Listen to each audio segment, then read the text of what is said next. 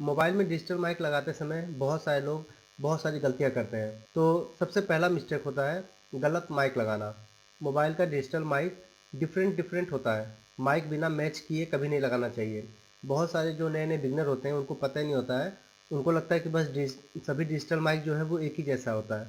तो ऊपर से तो एक ही जैसा होता है, लेकिन उसके नीचे जो प्रिंट बना होता है वो अलग-अलग होता है। सेकंड मिस्टेक होता है माइक की पॉजिटिव नेगेटिव इग्नोर करना। तो उसमें पॉजिटिव नेगेटिव पॉइंट होता है, डाटा का पॉइंट होता है। तो आपको पहले नीचे देख लेना है कि ग्राउंड किस तरफ है और किस तरफ उसका डाटा का पॉइंट आ रहा है, तो उसी हिसाब से आपको लगाना है। बहुत सारे टेक्नीशियन भाई हैं जो उल्टा लगा देते हैं, तो उल्टा नहीं लगाना है। आपको माइक लगाते समय उसका पोजीशन पहले देख लेना है, उसके बाद उस पे रखना है। थर्ड मिस्टेक है हीट ज़्यादा देना। माइक बहुत सेंसिटिव होता है, ज़्यादा हीट से माइक डेड हो जाता है।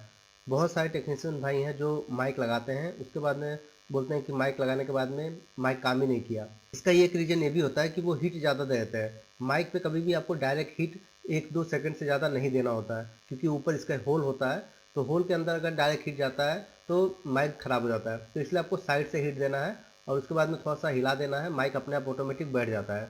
तो सबसे पहले आपको बोर्ड को अच्छे से हीट कर देना है जहाँ पे माइक लगाना है, ताकि वहाँ का सोल्डर मेल्ट हो जाए। और उसके बाद में तुरंत आपको माइक रख के और 1-2 सेकंड हीट वहाँ पे रख के और माइक को हिला देना है। तो इस तरीके से माइक जो है सही से बैठ जाता है और माइक ख़राब भी नहीं होता है। चौथा मिस्टेक है फ्लक्स ज़्यादा यूज़ करना। एक्स्ट्रा फ्लक्स माइक के अंदर चला जाता है और आवाज़ ख़राब हो जाता है। तो इस चीज़ का भी आपको ध्यान रखना है कि डिजिटल माइक लगाते समय आपको बहुत ज़्यादा फ्लक्स का यूज़ नहीं करना है, क्योंकि उसके अंदर अगर होल में फ्लक्स चला गया तो फिर माइक जो है वो ख़राब हो जाता है। पाँचवा मिस्टेक है शोल्डर बोल अंदर चले जाना। छोटा शोल्डर बोल भी माइक को परमानेंटली ख़राब कर देता है।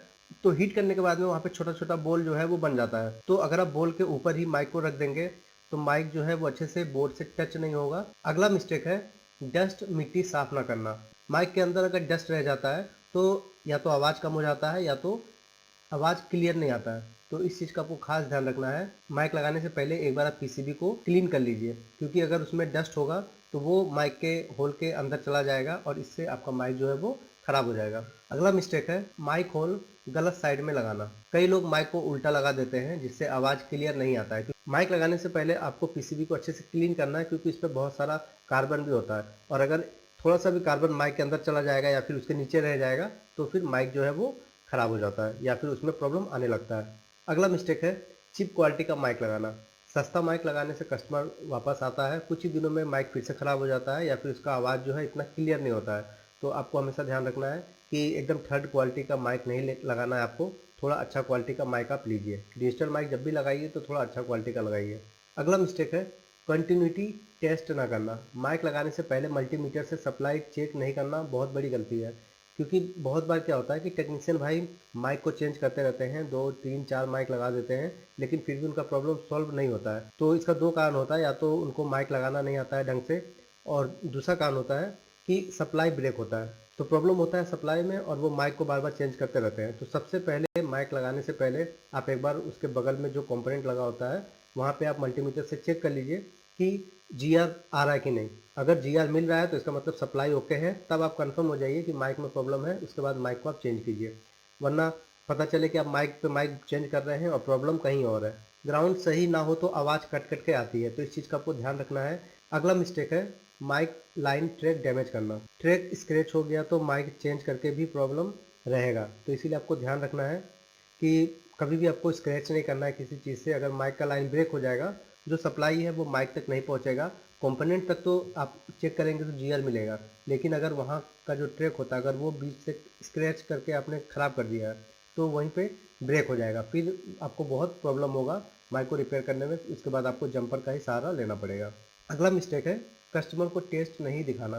कस्टमर के सामने वॉइस टेस्ट ना करना ट्रस्ट तोड़ देता है, तो इसलिए आपको हमेशा ध्यान रखना है कि माइक लगाने के बाद में कस्टमर के सामने आप एक बार चेक कर लें। तो कस्टमर के सामने चेक करना बहुत इंपॉर्टेंट होता है, ताकि उसको समझ में आ जाए कि हाँ वॉइस जो है वो क्लियर है और उसके बाद में उसका ट्रस्ट भी आपसे अच्छा बनता है। बहुत सारे टेक्नीशियन भाई हैं जो जल्दी जल्दी में माइक लगा के उसके बाद में कस्टमर को दे देते हैं और चेक नहीं करते हैं। फिर जब वो घर जाता है कस्टमर तो उसको प्रॉब्लम आता है आवाज़ में, फिर वो दौड़ा दौड़ा आता है। कस्टमर को सेटिस्फाई करके भेजिए ताकि आपको आगे प्रॉब्लम ना हो। अगला मिस्टेक है डिजिटल माइक पर डायरेक्ट हिट करना।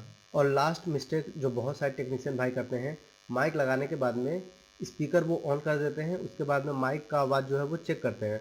तो उससे क्या होता है, अगर आपने स्पीकर का हैंड्स फ्री जो है वो ऑन कर दिया है, तो जब आप बोलेंगे माइक में तो आवाज़ जो है वो गूंजेगा, इको होगा। तो उनको ऐसा लगता है कि लगता है माइक ख़राब है इसलिए आवाज़ गूंज रहा है। तो कभी भी आपको ये मिस्टेक नहीं करना है। माइक लगाने के बाद में आपको स्पीकर का हैंड फ्री जो है वो कभी भी ऑन करके माइक नहीं चेक करना है, वरना आवाज़ इको होगा और आप कंफ्यूज में रहेंगे। माइक लगाते टाइम बहुत सारे टेक्नीशियन भाई इनमें से कोई ना कोई गलती करते हैं। तो अगर आप इन सब गलतियों से